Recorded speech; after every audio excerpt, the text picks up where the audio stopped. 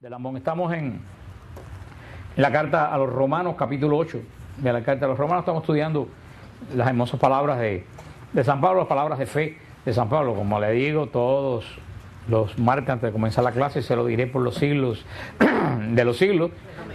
San Pablo no escribe las cartas a lo loco, él no lanza versículos como si estuviera sembrando al aire. Todas las cartas de San Pablo tienen ¿qué cosa? Un orden y un tema específico. Son movidas por algún tema. La carta a los Romanos es una de las pocas comunidades que San Pablo escribe carta que nunca visitó.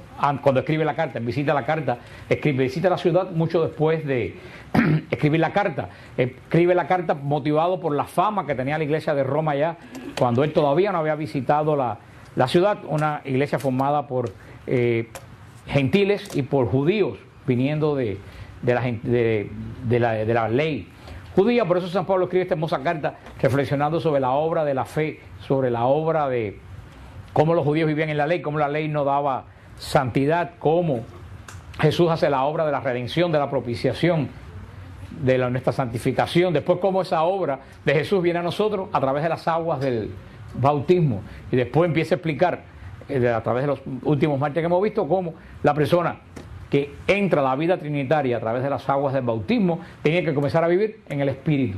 Pero estos capítulos es la vida en el Espíritu, la vida del creyente, la vida del bautizado, cómo debe vivir el bautizado. Eso es lo que hemos visto en este capítulo 8, por eso la semana pasada hablamos de los dones del Espíritu Santo. Dice en Romanos 8, 14, en efecto, todos los que se dejan guiar por el Espíritu de Dios son hijos de Dios. Ustedes no han recibido un espíritu de esclavo para recaer en el temor. Antes bien han recibido un espíritu de hijo adoptivo que nos hace exclamar Abba, Padre. El mismo espíritu se une a nuestro espíritu para dar testimonio de que somos hijos de Dios. Y si hijos, también herederos. Herederos de Dios y coherederos con Cristo, si compartimos su sufrimiento, para ser también con Él glorificado. Sigue diciendo, se lo vimos la semana pasada, sigue diciendo San Pablo en el versículo 18. Porque estimo que los sufrimientos del tiempo presente no son comparables con la gloria que se ha de manifestar en nosotros. Pues la ansiosa espera de la creación desea vivamente la revelación de los hijos de Dios. La creación, en efecto, fue sometida a la caducidad, no espontáneamente, sino por aquel que la sometió en esperanza de ser liberada de la esclavitud, de la corrupción, para participar en la gloriosa libertad de los hijos de Dios. Pues sabemos que la creación entera gime hasta el presente y sufre dolores de parto. Y no solo ella, también nosotros, que poseemos la primicia del Espíritu. Nosotros mismos gemimos en nuestro interior anhelando el rescate de nuestro cuerpo. San Pablo sigue hablando en este tema profundo del Espíritu y nos dice, San Pablo en este versículo 18, una cosa muy interesante, que los sufrimientos del tiempo presente no son comparables con la gloria que nos espera. O sea, casi siempre nosotros cuando estamos viviendo, ¿en qué nos enfocamos continuamente? En los sufrimientos. Y hay personas que andan siempre como María Magdalena, la vía dolorosa, enfocándose en los sufrimientos, y mientras más se enfoca en los sufrimientos, más sufrimientos atrae. Pero San Pablo dice una cosa, que en vez de enfocarnos en los sufrimientos, porque todo el mundo tiene sufrimiento, todo el mundo tiene sufrimiento hoy en día. Entonces, hoy en día el mundo está lleno de sectas que tienen solución para todos los sufrimientos. Pare de sufrir. Ahí en su país se para todo tipo de hay receta para todo tipo de sufrimiento. Cualquier secta, cualquier esquina te dice, si tú eres cristiano ya tú no tienes. Yo hace poco estaba hablando en el gimnasio con un muchacho que es de una iglesia pentecostal y él me lo decía, no, porque el cristiano no tiene sufrimiento, y el cristiano es rico, el cristiano no es pobre. Yo le dije, mira, primero que nada, que conozco 1 millón de pentecostales muertos de hambre en Honduras y en Nicaragua. Así que no me vengas con cuento de que el cristiano, todos los cristianos que encuentran aquí son millonarios, porque conozco en Honduras cuando yo viajaba. Y en Guatemala, por el trabajo mío, conozco millones de pentecostales que se están comiendo un cable. Así que todo eso será próspero aquí en Estados Unidos porque trabajan. Y además le dije, si todo el que es salvo, Dios lo prospera, el Señor lo prospera, entonces yo quiero que tú me expliques que San Pablo tenía que trabajar haciendo cestas. Pedro era pobre, los apóstoles fueron pobres. Todos los mártires fueron pobres. Es más, el Señor dice, cuando vayas a predicar no lleves bolsa. Entonces yo quiero que tú me expliques qué tipo de evangelio. No, porque San Pablo dice, sí, no, pero espérate. San Pablo no me explica a Cristo. Cristo me explica a mí a San Pablo. ¿Cómo yo voy a decir? No, Cristo lo dijo mal, San Pablo lo va a decir bien. No. Tú entiendes a San Pablo a través de lo que dijo Cristo. Entonces lo que hice, le quise poner una pequeña trampa. Entonces, ok, vamos. Entonces tú me dices que el que tiene riqueza es bendecido por Dios. Dice, sí, el Señor bendice con riqueza. Y tú me dices que la iglesia católica es rica, entonces la iglesia católica es bendecida. Dice, no, la iglesia católica no. Digo, tú eres un descarado. Primero me dice que es bendecido por Dios, se vuelve como rico. Tú me dices que la iglesia católica es rica. No es lo que dicen siempre. Entonces, según tú fumas a pensar, la iglesia católica es extremadamente... pero no, la iglesia católica no entra en eso. Bueno, dime o sea, todo es la misma demagogia, todo es la misma distorsionamiento de la palabra de la palabra de Dios. De la palabra de Dios, de que, no, hermano, todo el mundo... Ese evangelio de la prosperidad, el único que se prospera, créanme, es el pastor, que recoge los diezmos. Nadie más se prospera con ese... Yo creo que el Señor bendice económicamente, yo sí lo creo profundamente, que el Señor bendice económicamente. Pero casi siempre, el Señor nunca te va a dar más de lo que tú necesitas. Créeme. ¿Tú sabes por qué? Porque el día que te dé más de lo que tú necesitas, le dices, muchas gracias, adiós, chao. Fíjate lo que dice el Padre Nuestro. El Padre Nuestro dice, dame el pan de hoy, de mañana y de la semana que viene. ¿Qué dice el Padre Nuestro? Danos hoy nuestro pan de cada día. El Señor me da el pan hoy. El de mañana me lo va a dar también, pero ¿cuándo? Mañana. Recuerden eso que pasaba con el maná. El maná caía en el desierto y la gente que recogía para 4 o 5 días, ¿qué les pasaba? Se les podría. El maná que guardaban para el día siguiente se podría. ¿Tú sabes el único maná que no se podría? El que guardaban el viernes. Porque el sábado no podían trabajar. El Señor provee, pero yo creo que el Señor no provee de más, porque el Señor sabe que el día que provea de más, a no ser que tú tengas muy buen corazón, más nunca te ve. De hecho, un montón de veces, Señor, dame la lotería para poderte servir con más soltura. Y el Señor me ha dicho, el día que te dé la lotería, más nunca te veo. Y Él sabe lo que dice. Pero San Pablo nos llama, ya que el sufrimiento está aquí, y va a haber sufrimiento mientras el demonio esté actuando. Porque toda esa lógica de protestantes que acepta a Jesús en el sufrimiento se contradice con las mismas teorías de ellos de la gran tribulación. Si viene una gran tribulación, ¿qué cosa es la gran tribulación? Sufrimiento. ¿Y quiénes van a pasar la gran tribulación? Los paganos. Los cristianos también. Entonces, como dice que el que encuentra a Jesús no tiene sufrimiento. Cuando Jesús dice, si quieres seguirme, ¿qué cosa? Carga tu cruz. ¿Y qué cosa es la cruz? El sufrimiento. Sufrimiento.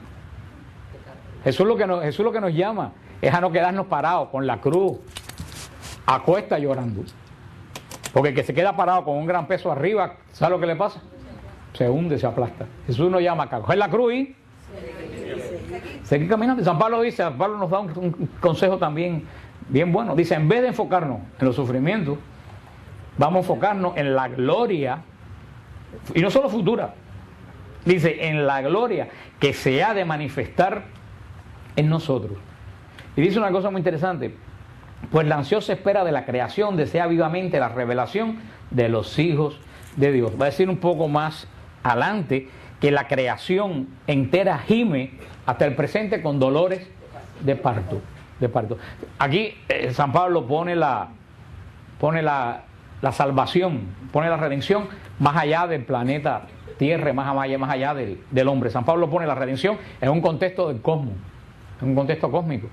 Cuando las personas que dicen, bueno, si hay extraterrestres en otros planetas, yo digo, espérate una cosa, hay que tener en cuenta dos cosas. La Iglesia no se opone, la Iglesia dice, y los científicos del Vaticano han dicho últimamente, que es muy posible que haya vida en otros planetas, que haya vida en otros planetas. El universo tiene fin conocido. No, en una cosa tan gigantesca debe haber algún tipo de vida en algún otro lugar. Eso el Vaticano no se opone, ni la Santa Sede, a que haya vida en otro lugar, porque toda vida que haya en el universo va a ser creada ¿por quién? Por Dios. Lo que la Iglesia se opone es a toda esa gente que se pasa la vida entera comunicándose telepáticamente con platillos voladores. y con extraterrestres que vienen y se lo llevan y después lo traen. Eso es lo que se ha convertido en un culto de la nueva era, queriendo sustituir a Dios por este tipo de gente. Pero San Pablo aquí dice, y aquí lo dice, pues la ansiosa espera de la creación desea vivamente la revelación de los hijos de Dios. Que aquí San Pablo dice que toda la creación, y cuando dice la creación no dice creación de la tierra, dice creador del cielo y de la tierra. Dice San Pablo que toda la creación, hasta los confines del universo, espera ansiosamente la revelación de los hijos de Dios. ¿Qué es lo que quiere decir eso? No del Hijo de Dios, ¿la revelación de quién? De los hijos de Dios. ¿Quiénes son los hijos de Dios? Nosotros. Cristo se nos reveló a nosotros. Nosotros tenemos que revelarnos, tenemos que revelar a Cristo a toda la creación. Y si hubieran gente en otros planetas, se pudieran comunicar como nosotros, ¿tú sabes lo que tendríamos que hacer? Lo mismo, lo dice aquí San Pablo, llevarle la buena noticia, porque cuando el Señor redime el cosmos, lo dice. La creación en efecto fue sometida a la caducidad, no espontáneamente, sino por aquel que la sometió en la esperanza de ser liberada de la esclavitud, de la corrupción, para participar de la gloriosa libertad de los hijos de Dios. Dice que la creación, San Pablo está pasando ya, primero que estaba hablando en el capítulo 8, está hablando de nuestra vida en ¿qué? En el Espíritu. Ahora está hablando que nuestra vida en el Espíritu tiene que marcar no solo a nosotros mismos, sino a toda la creación, porque toda la creación es redimida. Dios no redime solamente al hombre, redime a toda la creación. Y dice que la creación fue sometida a la caducidad. ¿Qué cosa es una cosa caduca? Una cosa decadente. Una cosa caduca no es que está acabada totalmente, es que va camino de acabarse. Una cosa caduca es algo que está totalmente decadente, que cada vez, en vez de ponerse mejor, se pone peor, y se pone peor. Dice San Pablo que la creación fue sometida a la caducidad. Y dice, no espontáneamente, no fue que la creación se volvió caduca así por generación interna, sino por aquel que la sometió en la esperanza de ser liberada de la esclavitud. Dice, ¿por qué la creación se volvió caduca? Dice, porque la sometió, ¿quién? El mismo Dios. ¿Y por qué el Señor sometió a la creación a caducidad? ¿Por qué ustedes creen que el Señor sometió a la creación a la caducidad? Por el nuevo reino de Dios. Las dos dijeron algo, pero no es que está relacionado, que es con esto, pero no es el Señor sometió a la caducidad de la creación, porque la creación se apartó de Él. Por el pecado, se apartó de Él por el pecado, se apartó de consecuencia del pecado y por el reino que iba a venir. Por eso es que dice, la sometió en la esperanza de ser liberada de la esclavitud. La creación, Dios la sometió a la caducidad porque se apartó de Él. Y lo decía San Agustín, ¿se acuerdan de la frase de San Agustín?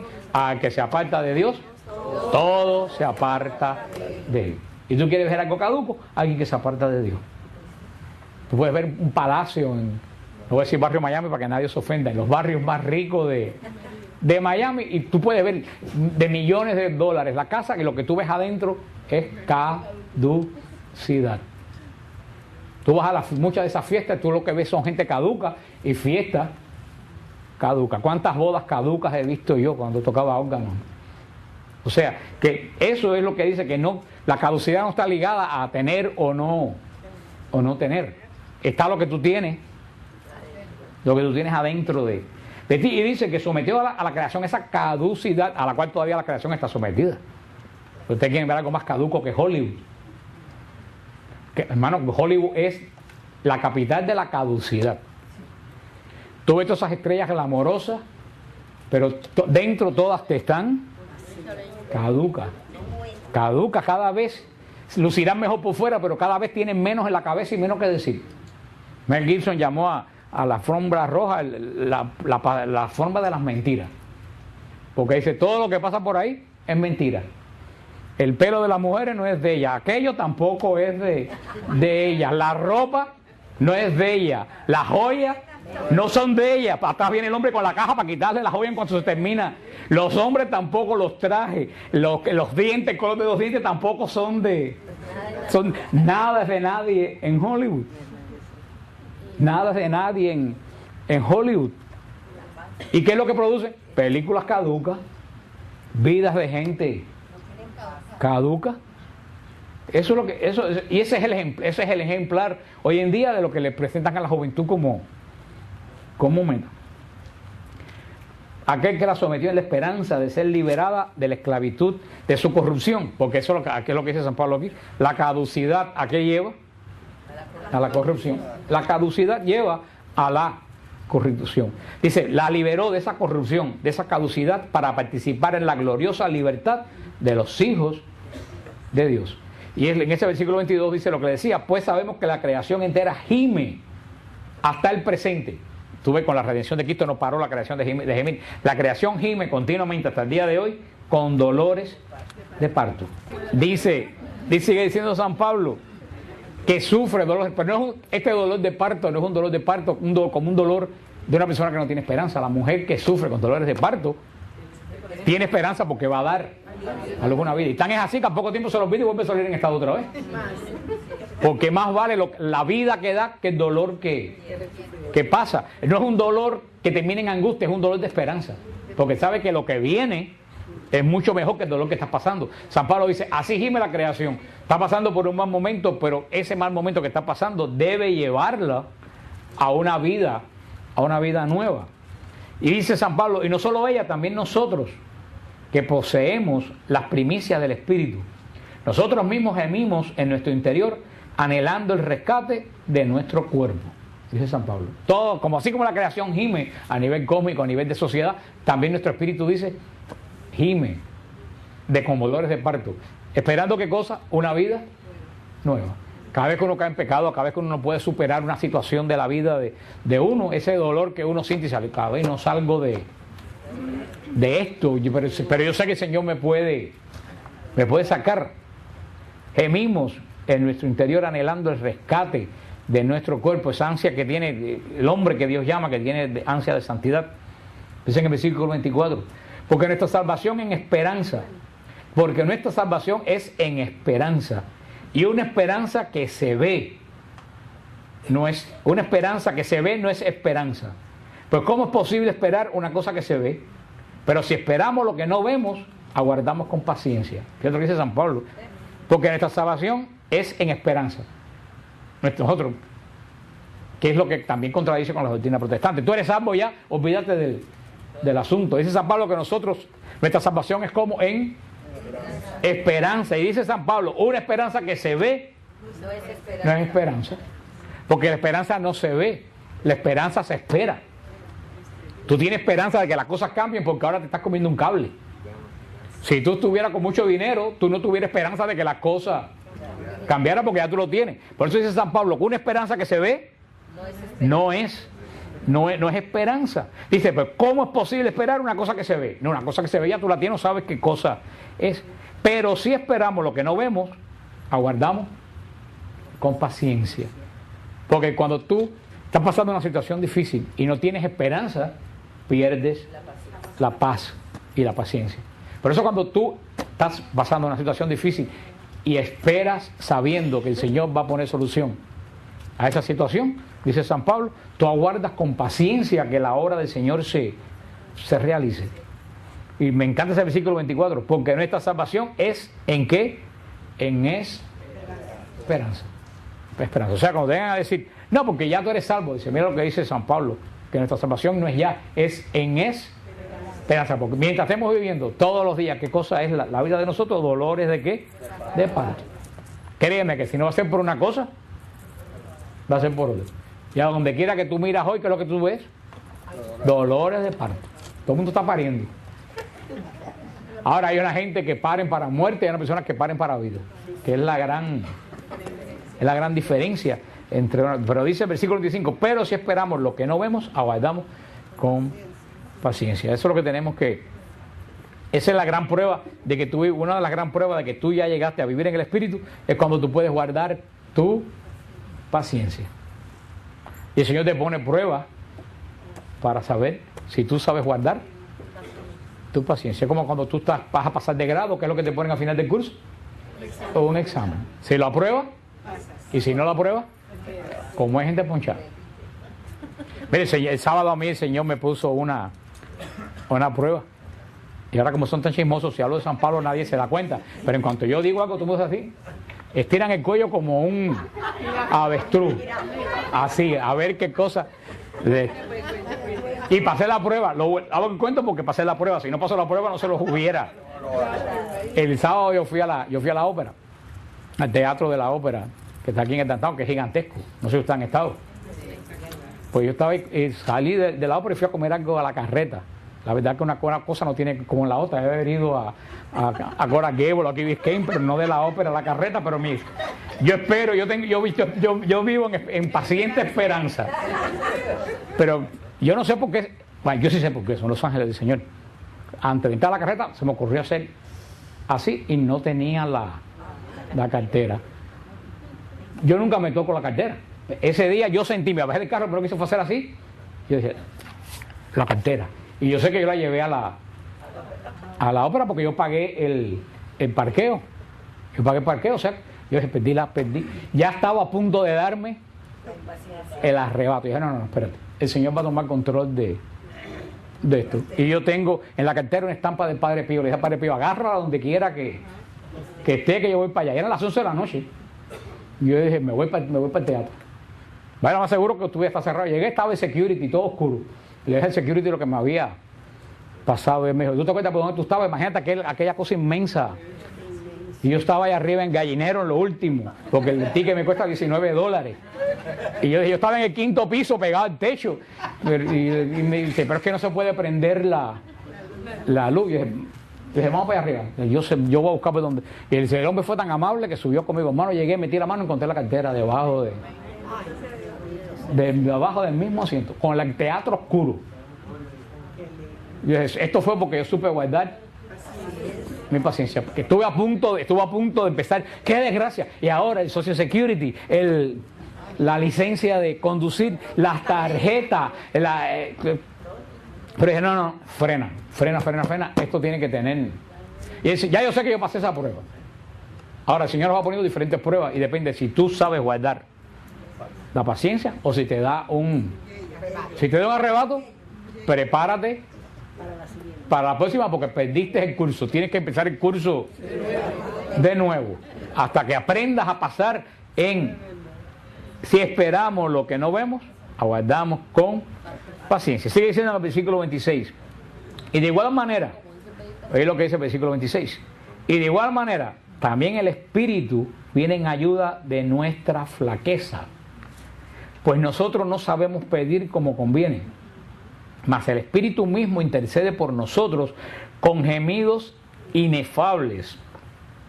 Y el que escruta los corazones conoce cuál es la aspiración del Espíritu y que su intercesión a favor de los santos es según Dios. Estos versículos son muy importantes. ¿Por qué? Porque aquí San Pablo está hablando de algo.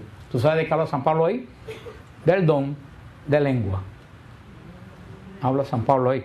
Es lo que dice. Y de igual manera también el Espíritu viene en ayuda de nuestra flaqueza. Por supuesto, nuestra carne, que es lo único que da muerte y problema. El Espíritu Santo viene cuando nos hace espiritual en ayuda a nuestra debilidad, a nuestro problema. Pero dice, pues nosotros no sabemos pedir como conviene. San Pablo deja bien claro que nosotros no sabemos pedir como conviene. ¿Y cómo hay que pedir?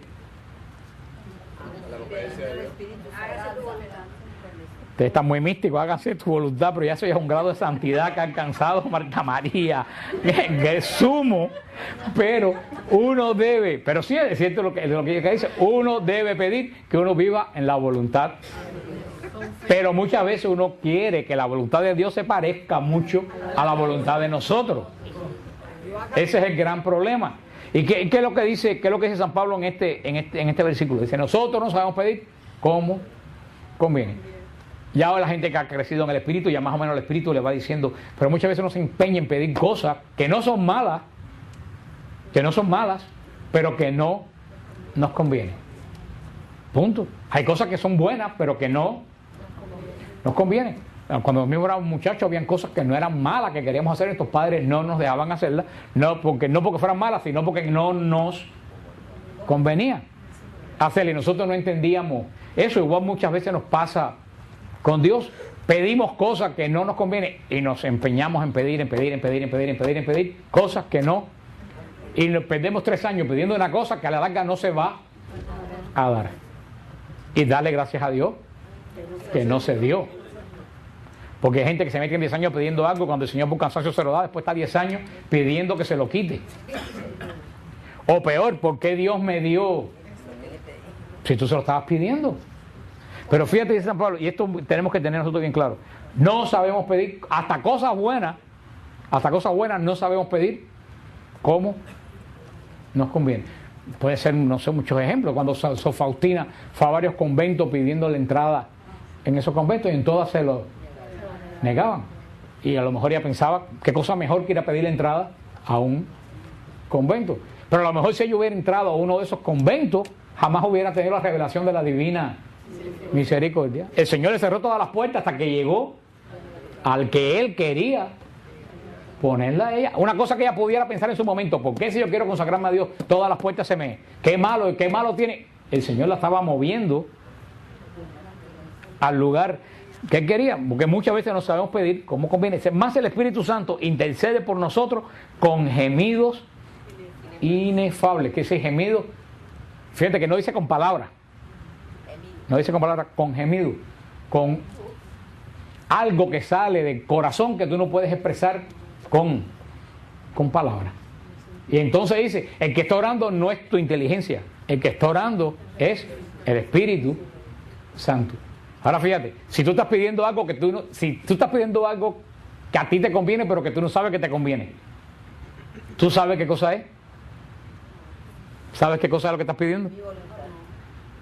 No, aterricen de la nube mística donde están, vamos al plano terrenal. Si tú estás pidiendo algo que no sabes lo que estás pidiendo, ¿tú sabes lo que estás pidiendo? No. Y si no sabes que lo estás pidiendo, ¿cómo lo estás pidiendo?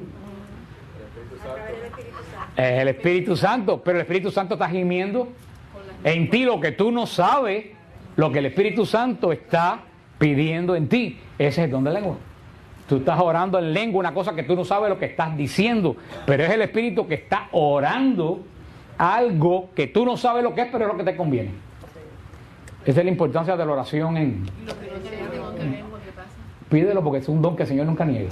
Lo que muchas veces la gente no tiene don de lengua porque tienen pena hablar en lengua. Hay mucha pena, respeto humano de hablar en lengua. Tú tienes que pedir el don, el Señor tiene que dar el don de lengua. Ahora, con si el Señor da el don de lengua, tú no te pienses que el don de lengua tú vas a abrir un día la boca y vas a echar un discurso en lengua. Eso no es así, aunque el Señor puede darlo de esa forma, pero no es lo más usual. A un niño cuando nace a los 6 meses le sale un diente y empieza a hablar. Un día se levanta con el diente y dice, oye, el desayuno no me ha llegado hoy. ¿Cómo empiezan a hablar los niños? Sílaba, ta. Y después de una sílaba agregan otra sílaba. Así es el don de lengua. El Señor cuando te empieza el don de lengua te da una sílaba. A mí me dio una sola sílaba cuando me dio el don de lengua. Pero no fue una sílaba que yo busqué. Un día estaba orando y esa sílaba se empezó a enredar en la oración que yo estaba haciendo. Y yo ¿qué hice? Me dejé guiar por él. Y después de esa sílaba vino otra sílaba. Y después vino otra sílaba. Pero yo, ¿por qué? Porque la usé. Si yo digo, yo no voy a repetir esta sílaba porque van a pensar que estoy loco, nunca hubiera tenido don. Pero el don de lengua es uno de los dones que el Señor da a todo el mundo porque es un don de oración. Primero, lo que hay que pedirlo, y segundo, estar atento para cuando viene. A mí me decía una vez una hermana hace años, decía, yo no sé, me pasó una cosa rarísima, yo me empiezo a orar y la lengua se me enreda. Yo dije, sigue, ese es el don, no es que la lengua se te enreda, ese es el don de lengua que está en ti. Tú estás pidiendo algo que no sale de ti. El problema es que no es tu oración. Muchas veces hay oración vocal que sale del Espíritu. Hay oración vocal en español que sale del mismo Espíritu y el Espíritu la pone en tu corazón. Pero hay muchas oraciones nuestras que son vocales, que son mentales. Y tú tienes que estrujarte el cerebro para poder echar 4 oraciones. Entonces, ¿qué sucede? Cuando tú estás orando en el Espíritu, no es tu inteligencia la que está orando, porque tú no tienes idea de qué tú estás diciendo. Es el Espíritu que sale como, qué sé yo, como cuando explota una cosa esa de petróleo, ¿sabes? Que sale el chorro, pues sale.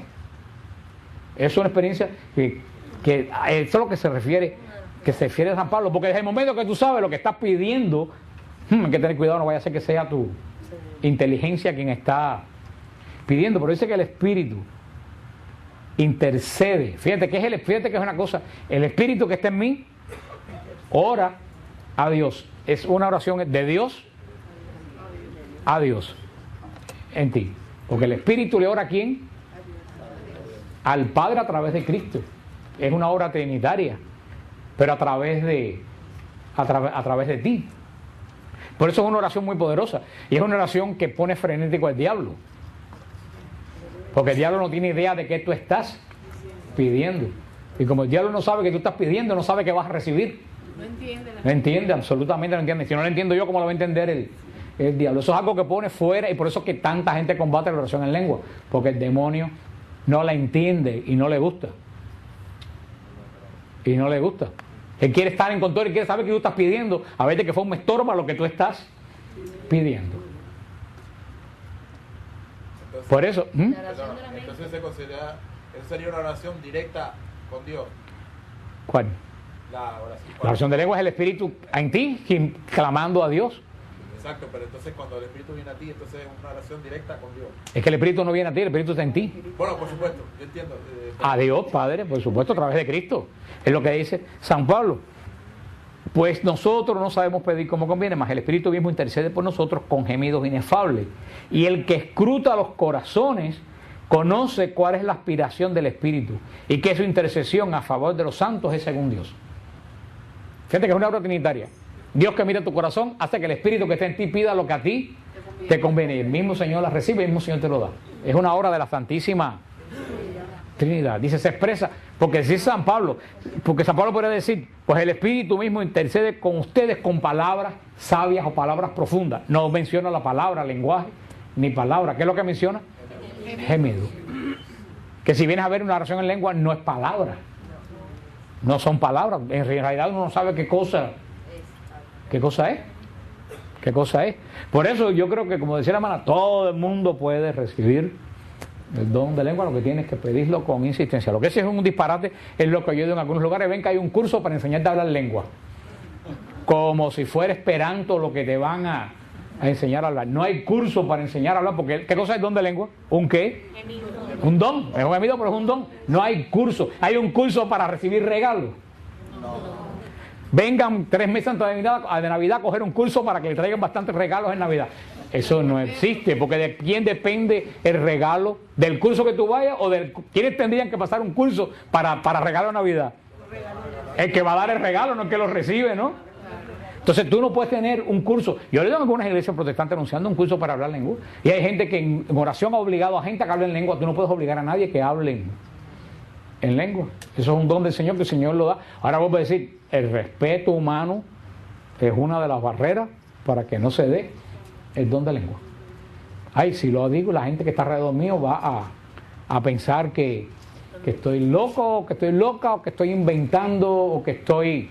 Hay mucho respeto humano referente a oración de lengua, pero San Pablo dice que es una oración verdaderamente poderosa, porque dice que es una intercesión a favor de los santos según Dios. Porque puede ser que tú estés orando en lengua y no estés orando por ti, puede ser que estés orando por otra intención de otro lugar. Es que tú no tienes idea de qué tú estás pidiendo. Por eso también es un insulto al Espíritu Santo empujar un don de lengua que no lo tenga.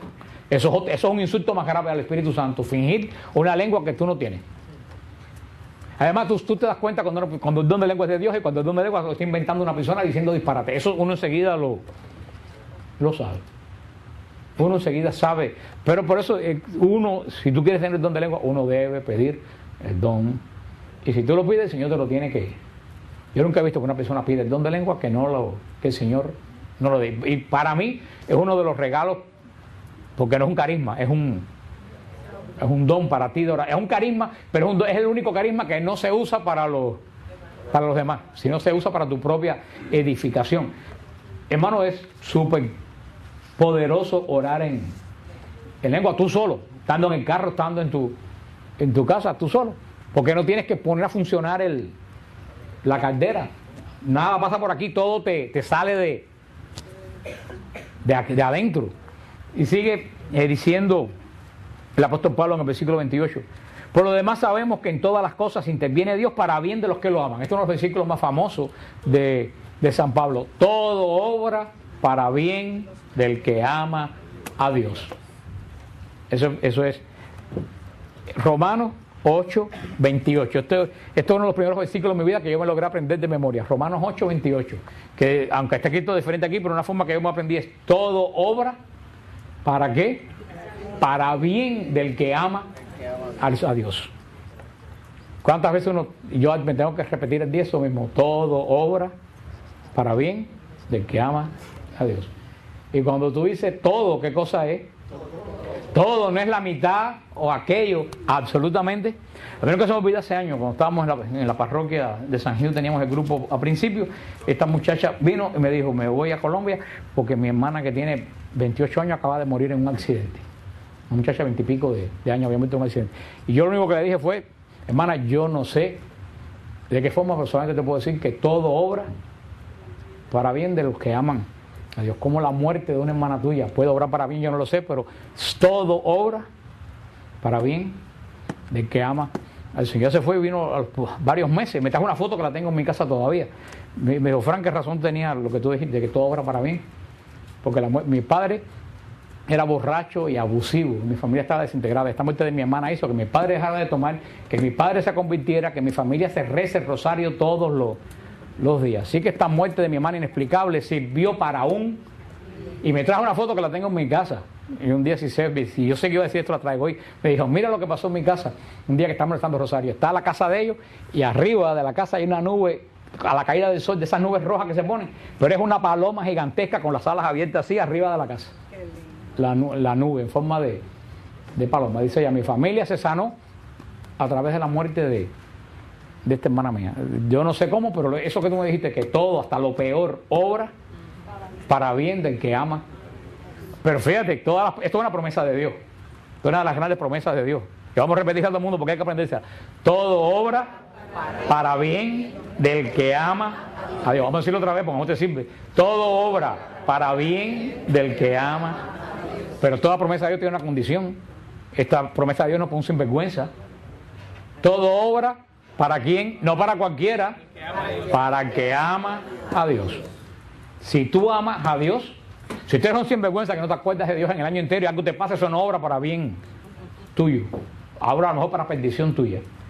Pero todo obra, y hermano, todo, absolutamente, como dice Samuel aquí, por lo demás sabemos que en todas las cosas interviene Dios para bien de los que lo aman, de aquellos que han sido llamados según su designio. Dice: pues a los que de antemano conoció, también los predestinó a reproducir la imagen de su Hijo, para que fuera Él el primogénito entre muchos hermanos. Y a los que predestinó, a esos también los llamó. Y a los que llamó, a esos también los justificó. Y a los que justificó, a esos glorificó. Fíjate, aquí repite continuamente ¿qué palabra? No, esa es la una sola vez. Predestinó. Predestinación. La iglesia no cree en la doctrina de la predestinación como los protestantes. ¿Cuál es la doctrina de la predestinación según Calvino? Calvino presentó una doctrina nueva que está en muchas iglesias protestantes, que se llama la doctrina de la predestinación. ¿Qué es lo que quiere decir la doctrina de la predestinación? Que los protestantes de corte calvinista dicen que Dios crea a la gente, uno para salvación y otro para perdición. Punto. Quiere decir que Dios crea una cantidad de gente que ya antes de ser creado van al infierno. Yo digo que cree en esa doctrina no conoce la misericordia de Dios. ¿Cómo Dios va a crear una persona para desde antes de crearla condenarla? Eso es negar la misericordia y la premisa de que Jesús murió por todos los pecados o sea, la doctrina dice no, eso atenta contra la libertad con que Dios nos crea. Pero sí somos creados predestinados, y aquí lo dice San Pablo. Nosotros nacemos todo hombre es predestinado para la gloria de Dios. Todos nacemos predestinados ¿a qué? A ser imagen de Jesucristo. Ahora, como tenemos libertad, tú escoges aceptar esa predestinación a la salvación o negarla. ¿Cómo se llama negar la predestinación a la salvación? Condenación, pecado, condenación. Eso es lo que tiene que ver. Nosotros no creemos, la iglesia no cree que Dios crea a la mitad de la población para la salvación y la mitad para ir al infierno. No, eso va contra la misericordia. Nosotros creemos que Dios predestina a todo el mundo antes de nacer, ¿para qué? Para ser salvo. Ahora, tú puedes perder esa salvación. Ahora dice la gente, me dice, ¿y por qué Dios no crea a todo el mundo bueno? Digo, primero porque sería muy aburrido. No hubiera noticiero. No hubiera el show de la Comay ni de Cristina. Si todo el mundo fuera, ni algún otro show religioso por ahí tampoco, pero no vamos a entrar en ese guateque. Dios crea al hombre para la salvación. Es su intención que todo que crea se salve. Pero Dios no puede crear a la gente de que sea buena de por sí. ¿Por qué Dios no puede crear a la gente que sea buena? Porque Dios no puede dar espíritu de esclavitud. Dios es libre. Dios no puede crear a nadie que no sea libre. Si somos imagen de Dios, tenemos que ser creados libres. Y como somos creados libres, tú eres libre hasta para condenarte. Tu libertad la usas para servir a Dios o la usas para negar a Dios. Cuando tú niegas a Dios, pierdes la predestinación para que fuiste creado. Porque fuiste creado para ser imagen de Dios, para ser salvo. ¿Ustedes entienden eso? Que hay gente que dice, ¿por qué todo el mundo no es bueno? Dios no puede crear a todo el mundo bueno. Porque empezando que si crea a todo el mundo bueno, ¿cómo sabemos que es bueno? Si a todos ustedes los llevan todos los domingos a misa con una ametralladora en un ómnibus, ¿cómo yo sé que ustedes tienen deseo de ir a misa? ¿Se sabe? Cuando yo sé que tú tienes deseo de ir a misa? Cuando está lloviendo, está Miami inundado, tú coges el carro y te vas a misa. Y tú dices, ese tenía ganas. Si Dios nos hace a todo el mundo bueno, no sabemos verdaderamente quién es bueno, seríamos todos bobos. Dios nos da lo que no tiene. Y Dios da espíritu de libertad porque eres un espíritu profundamente. Y toda la creación, los ángeles. Y nosotros fuimos creados libres. Solo que los ángeles, como no, y se acuerdan de ese enredo que se formó, los ángeles no viven dentro de qué? Dentro del tiempo. Se recuerdan que como los ángeles no viven dentro del tiempo, la elección de ellos no fue en el tiempo, la elección de ellos fue ya. Pasado, presente y futuro, al mismo tiempo. Ellos eligieron y ya. Los que rechazaron y los que aceptaron. Nosotros como vivimos en el tiempo, entre dos puntos, tenemos tiempo, tenemos la ventaja de los ángeles, de poder convertirnos. De poder convertirnos. Y por eso es tan importante estas palabras, con estas palabras terminamos esta noche, que es el plan de la salvación, y vamos a empezar otra vez la semana que viene, porque este es el plan de la salvación. Vamos a estudiar la semana que viene este capítulo 28, que le llama la iglesia el plan de la salvación. Por lo demás sabemos que todas las cosas interviene Dios para bien de los que lo aman, de aquellos que han sido llamados según sus designios. ¿Cuáles son los designios? ¿A qué designio nos llama Dios? Así salvo. Es el designio que Dios nos llama a todos desde antes de nuestra engendración. Pues a los que de antemano conoció, fíjate, los de que de antemano, ¿sabes qué quiere decir eso? Que Dios, antes que tú fueras engendrado, ya te conocía, ya tú estabas en la mente de Dios. Pues a los que de antemano conoció, también los predestinó. ¿A qué? Fíjate lo que dice, a condenación no, a reproducir la imagen de su Hijo. Porque todos nosotros somos, ¿qué cosa? Salvos y condenados, todos somos imagen de Dios, para que fuera Él el primogénito de muchos hermanos. Aquí está, esto después vamos a entender, esto es lo que habla el Padre Francesco, con la creación, la encarnación de Jesús, la cual celebramos mañana. La encarnación de Jesús la hace Dios por amor. ¿Y por qué hace la encarnación de Jesús por amor? ¿Y por qué nosotros nos crea por amor? A Jesús lo encarna para que sea nuestro hermano. Y a nosotros nos crea para que Jesús tenga compañía de muchos hermanos. Fíjate, lo dice clarito aquí. Porque también los predestinó a reproducir la imagen de su Hijo para que Él fuera el primogénito entre muchos hermanos. Es como todos hermanos, toda la familia que hay muchos hermanos, hay un hermano mayor. En la familia de Dios, Jesús es nuestro hermano mayor. ¿Se recuerdan que decía San Pablo que nosotros somos coherederos con Cristo, que es el primogénito? Primogénito no quiere decir que es creado. Acuérdense que está hablando primogénito en el sentido bíblico, el primero de los nacidos, que es consagrado a Dios. para que fuera el primogénito entre muchos hermanos, y a los que predestinó, ¿a qué nos predestinó a nosotros? A ser hermanos de Cristo. Nos predestinó a ser hermanos de Cristo, y a los que predestinó, a esos también llamó. El Señor nos llama, el Señor nos predestina a ser hermanos de Cristo, y después nos llama. ¿Cuándo nos llama?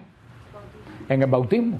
Nos llama en las aguas del bautismo. Y a los que llamó, a esos justificó. ¿Por qué? Porque en las aguas del bautismo lo hablamos, somos justificados de nuestros pecados. Y a los que justificó, a esos los glorificó. Porque si somos justificados delante del trono de Dios, quiere decir que cuando Dios me mira a mí, no ve mi pecado. ¿Qué cosa es lo que ve? A Cristo glorificado. Es lo que ve. Entonces Él nos ve a nosotros no en pecado, sino glorificado. Aunque estamos sin vergüenza.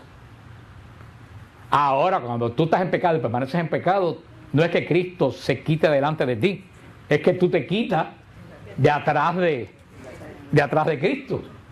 Mientras tú estás tratando de vivir fuera del pecado, aunque caigas en pecado, Cristo, tú estás como que estás tras una sombra. Cristo se mueve para acá y tú te mueves para acá, a ver cómo te metes detrás de Cristo. Pero cuando tú quieres permanecer en el pecado, tú haces así, Cristo se queda ahí y tú te apartas de la justificación de Cristo. Pero los que están en Cristo están glorificados en Jesús. Por eso, seguimos la semana que viene, esto es un tema muy interesante. Por eso que hay una cosa, ya que ustedes están aprendiendo, yo sé que de aquí al domingo ya no van a saber de qué estoy hablando.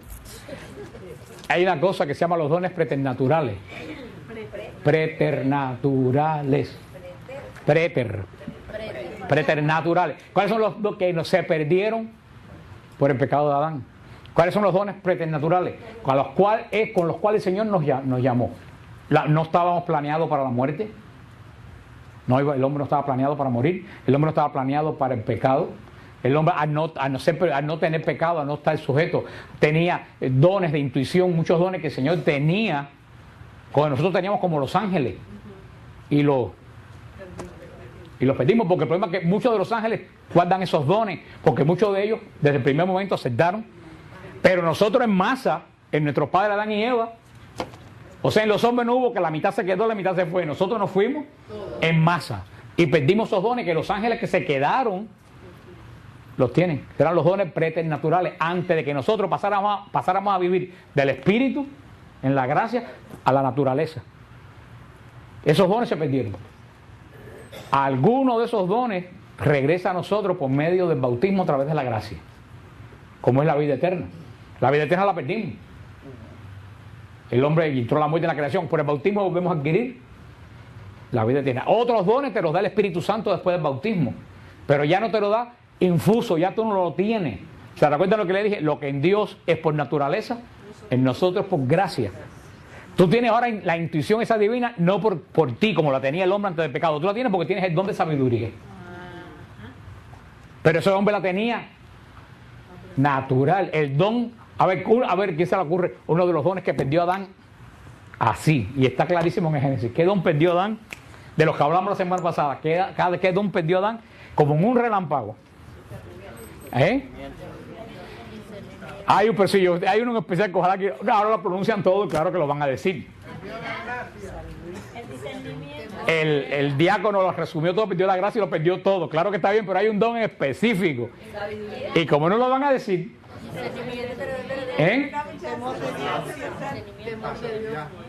que no te oigo, dije impasibilidad.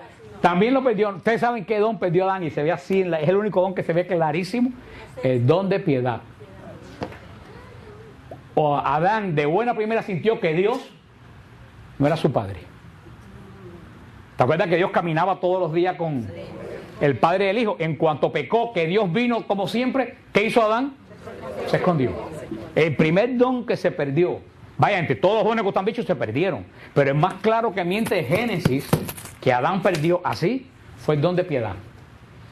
Dejó de sentir de que Dios era su padre y empezó a tener miedo de Dios, esconderse de Dios. Por eso, de todos los dones que hablamos, que todos los dones son importantes, y en tu Radio Paz estoy hablando también de los dones, más largo de lo que hablé la semana pasada, que fue como un relámpago. Uno de los dones, todos los dones, por supuesto, todos son importantes, pero el don de paternidad de piedad que nos muestra la paternidad de Dios, es muy importante pedirlo hasta para la oración, el don de piedad. Es un don extremadamente importante. La semana que viene, pero que decía, esos dones preternaturales son muy importantes porque eso nos salva en la iglesia, esos dones que se perdieron y que los recibimos parcialmente por el bautismo, por la gracia y por los dones del Espíritu Santo, pero ya no en la forma que teníamos nosotros, que nacimos. ¿Usted entiende lo que yo le digo de los ángeles?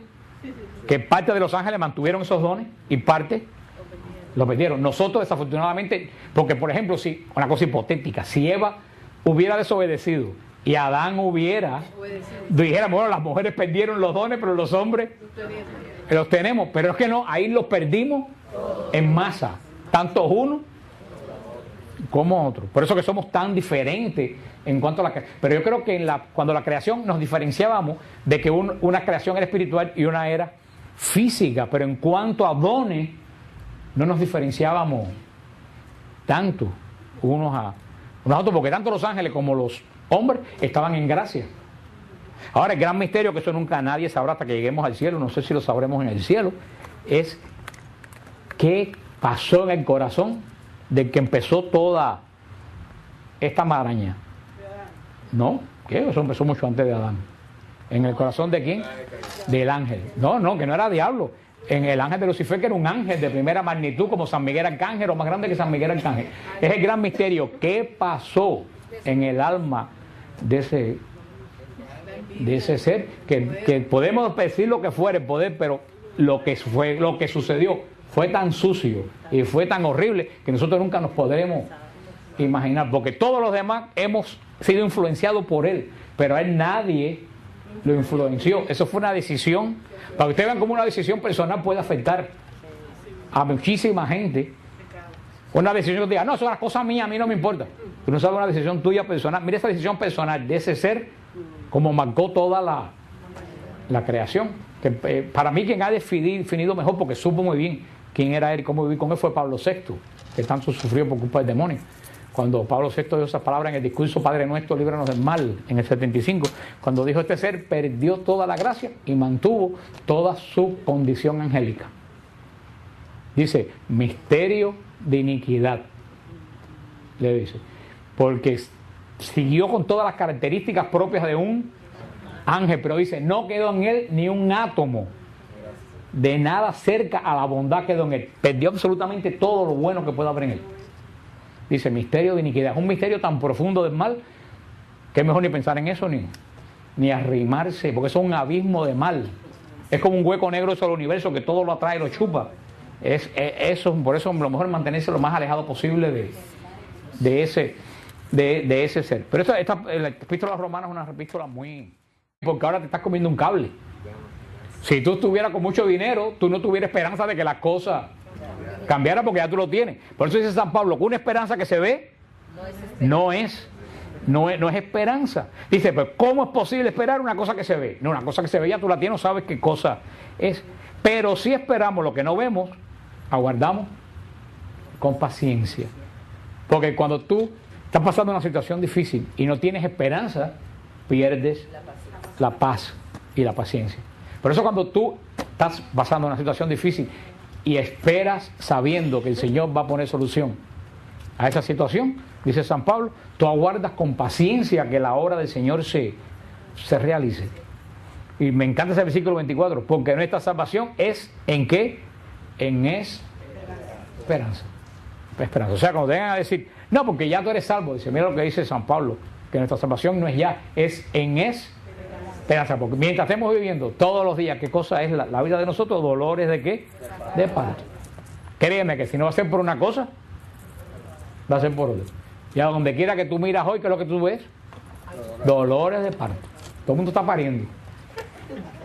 Ahora hay una gente que paren para muerte y hay una persona que paren para vida, que es la gran diferencia entre pero dice el versículo 25, pero si esperamos lo que no vemos, aguardamos con paciencia. Eso es lo que tenemos esa es la gran prueba de que una de las gran pruebas de que tú ya llegaste a vivir en el Espíritu, es cuando tú puedes guardar tu paciencia.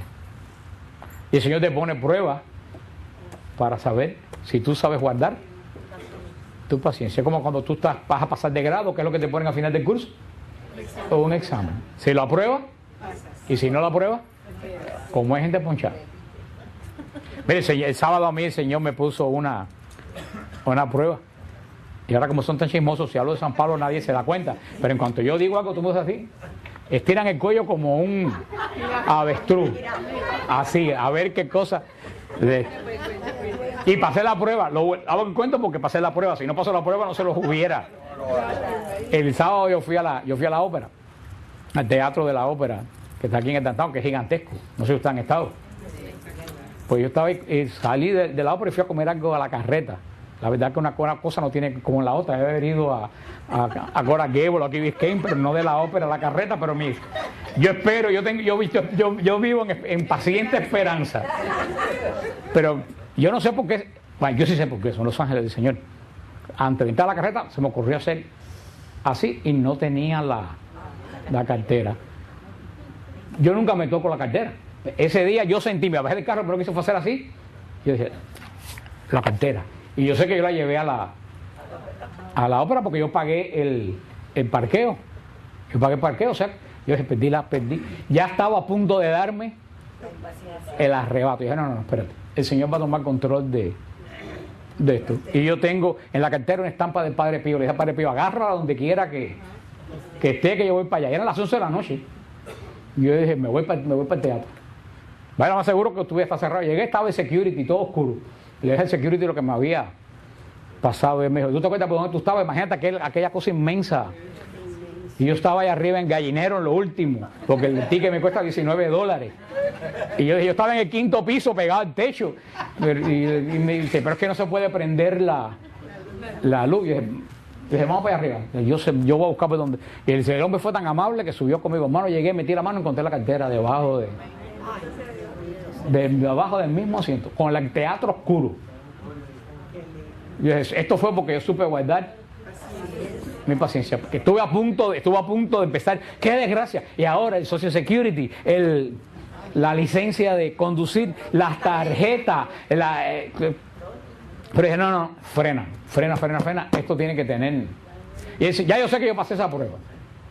Ahora el Señor nos va poniendo diferentes pruebas y depende si tú sabes guardar la paciencia o si te da hasta el presente con dolores de parto.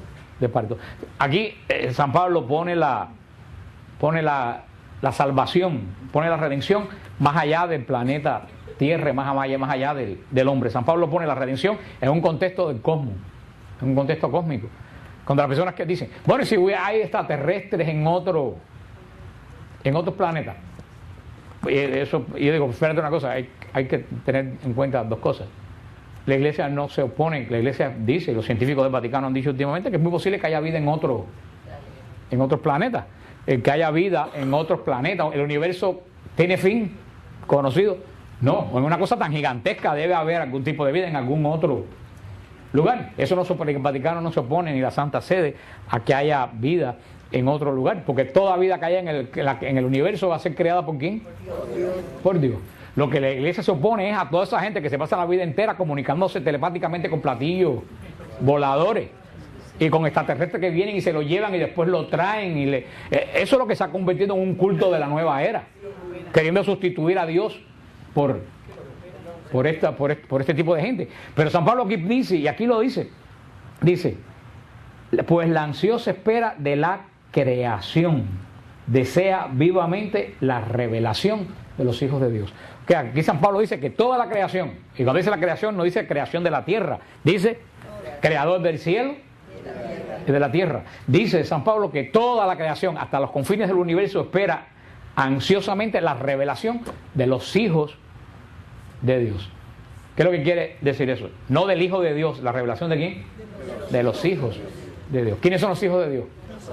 Nosotros. Cristo se nos reveló a nosotros. Nosotros tenemos que revelar a Cristo a toda la creación. Y si hubieran gente en otros planetas, se pudieran comunicar como nosotros, ¿tú sabes lo que tendríamos que hacer? Lo mismo, lo dice aquí San Pablo, llevarle la buena noticia, porque cuando el Señor redime el cosmos, lo dice.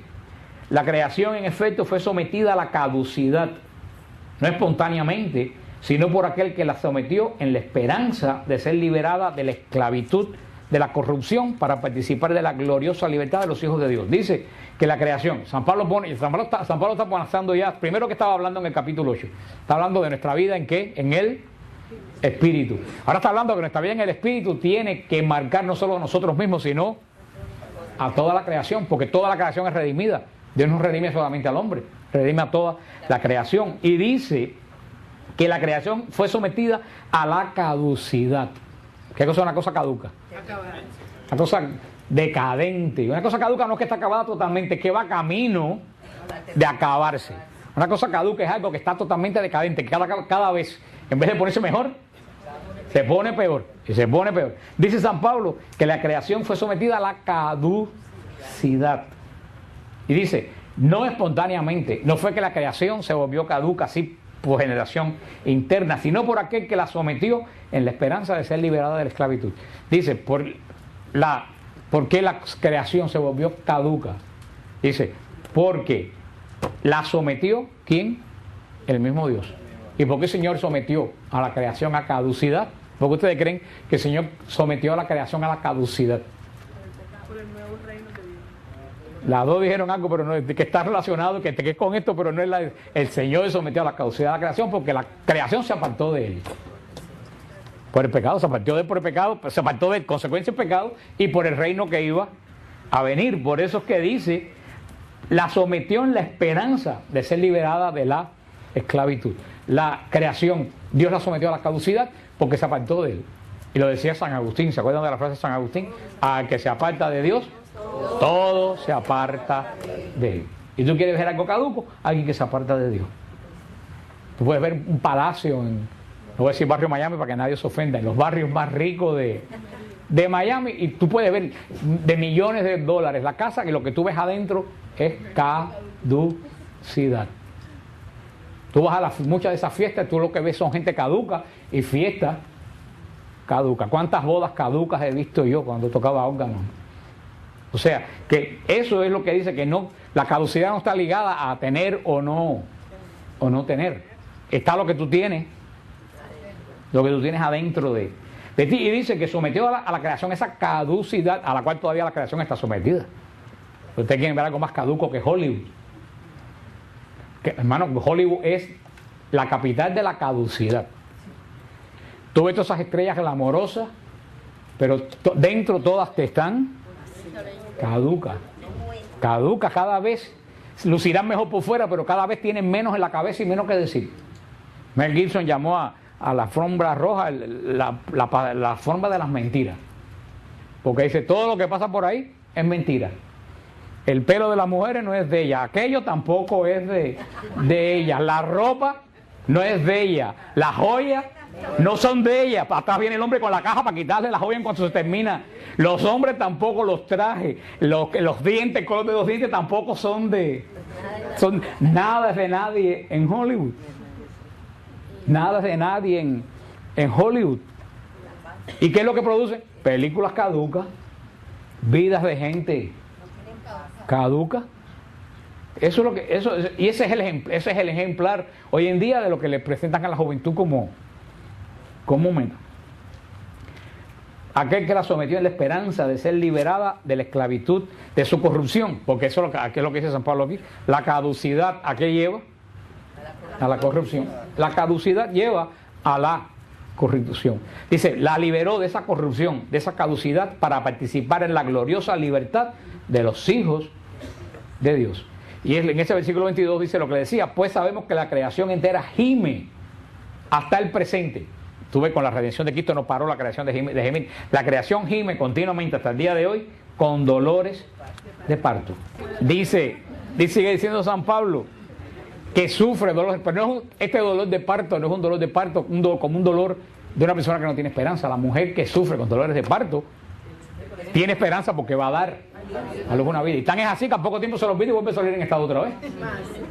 Porque más vale la vida que da que el dolor que pasa. No es un dolor que termine en angustia, es un dolor de esperanza. Porque sabe que lo que viene es mucho mejor que el dolor que está pasando. San Pablo dice, así gime la creación. Está pasando por un mal momento, pero ese mal momento que está pasando debe llevarla a una vida nueva. Y dice San Pablo, y no solo ella, también nosotros, que poseemos las primicias del Espíritu. Nosotros mismos gemimos en nuestro interior, anhelando el rescate de nuestro cuerpo. Dice San Pablo. Todo, como así como la creación gime a nivel cósmico, a nivel de sociedad, también nuestro espíritu dice, gime de con dolores de parto. Esperando ¿qué cosa? Una vida nueva. Cada vez que uno cae en pecado, cada vez que uno no puede superar una situación de la vida de uno, ese dolor que uno siente y sale, cada vez no salgo de esto, pero yo sé que el Señor me puede sacar. Gemimos en nuestro interior anhelando el rescate de nuestro cuerpo, esa ansia que tiene el hombre que Dios llama, que tiene ansia de santidad. Dice en el versículo 24, porque nuestra salvación en esperanza, porque nuestra salvación es en esperanza, y una esperanza que se ve, no es una esperanza que se ve, no es esperanza. Pues ¿cómo es posible esperar una cosa que se ve? Pero si esperamos lo que no vemos, aguardamos con paciencia. ¿Qué es lo que dice San Pablo? Porque nuestra salvación es en esperanza. Nosotros, que es lo que también contradice con la doctrina protestante. Tú eres salvo ya, olvídate del asunto. Dice San Pablo que nosotros, nuestra salvación es como en esperanza. Y dice San Pablo, una esperanza que se ve no es esperanza. Porque la esperanza no se ve, la esperanza se espera. Tú tienes esperanza de que las cosas cambien. Estamos en la carta a los Romanos, capítulo 8. De la carta a los Romanos estamos estudiando las hermosas palabras de San Pablo, las palabras de fe de San Pablo. Como le digo, todos los martes antes de comenzar la clase, se lo diré por los siglos de los siglos. San Pablo no escribe las cartas a lo loco, él no lanza versículos como si estuviera sembrando al aire. Todas las cartas de San Pablo tienen ¿qué cosa? Un orden y un tema específico. Son movidas por algún tema. La carta a los Romanos es de las pocas comunidades que San Pablo escribe carta que nunca visitó.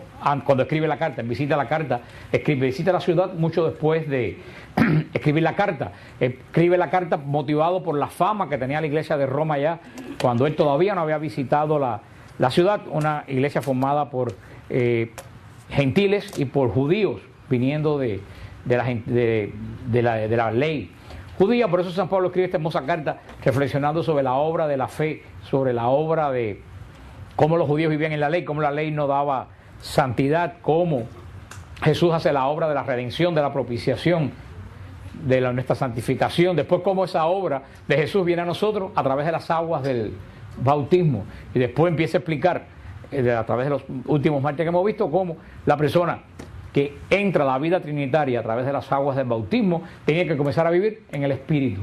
Pero estos capítulos es la vida en el Espíritu, la vida del creyente, la vida del bautizado, cómo debe vivir el bautizado. Eso es lo que hemos visto en este capítulo 8, por eso la semana pasada hablamos de los dones del Espíritu Santo. Dice en Romanos 8, 14,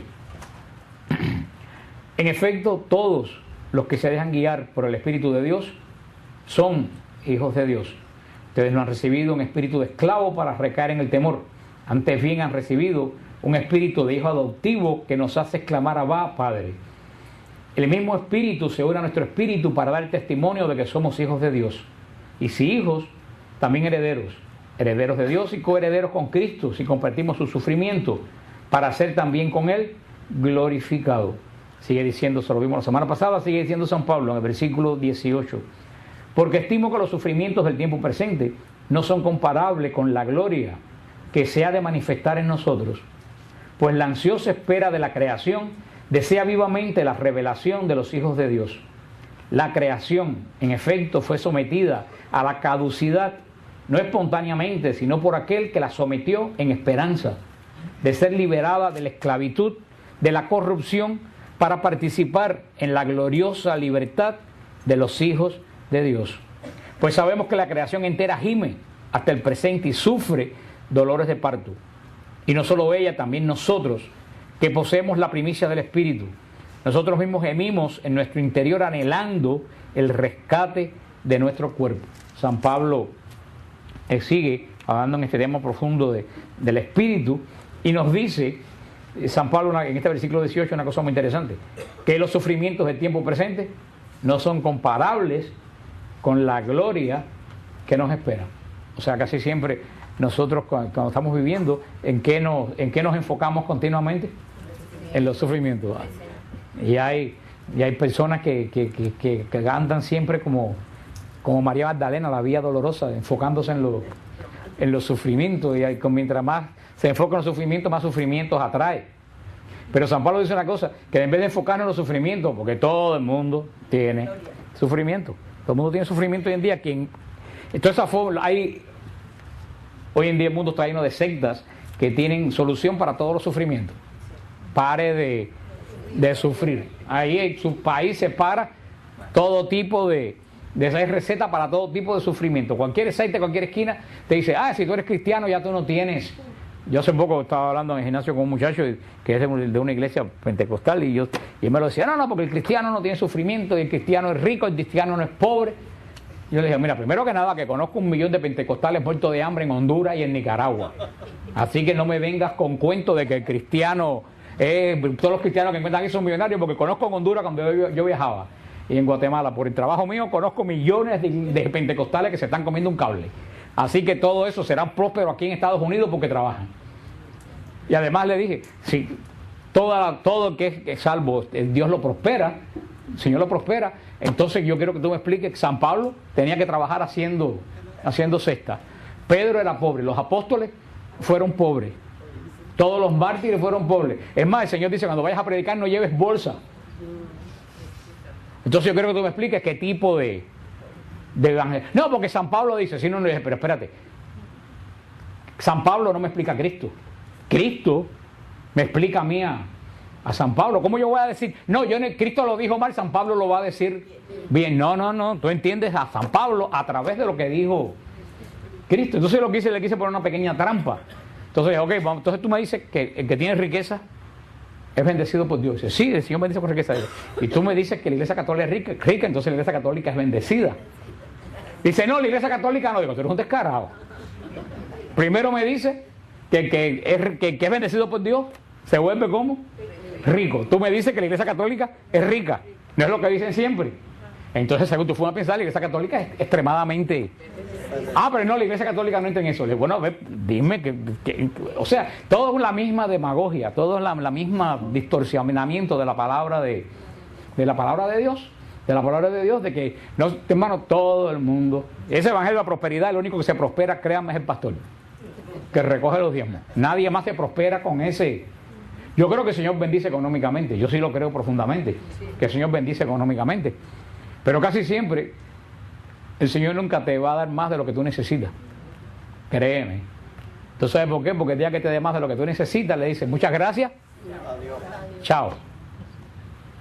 Fíjate lo que dice en el Padre Nuestro. El Padre Nuestro dice, dame el pan de hoy, de mañana y de la semana que viene. ¿Qué dice el Padre Nuestro? Danos hoy nuestro pan de cada día. El Señor me da el pan hoy. El de mañana me lo va a dar también, pero ¿cuándo? Mañana. Recuerden lo que pasaba con el maná.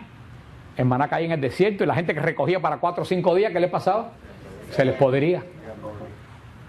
El maná que guardaban para el día siguiente se podría.